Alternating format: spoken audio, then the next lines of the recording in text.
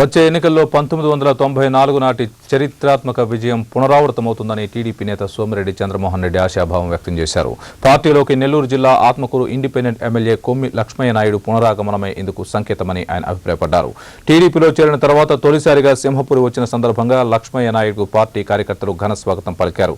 జిల్లాలోని అందరి నేతల సహకారంతో పార్టీ గెలుపునకు తాను కృషి చేస్తానని ఈ సందర్భంగా ఆయన తెలిపారు.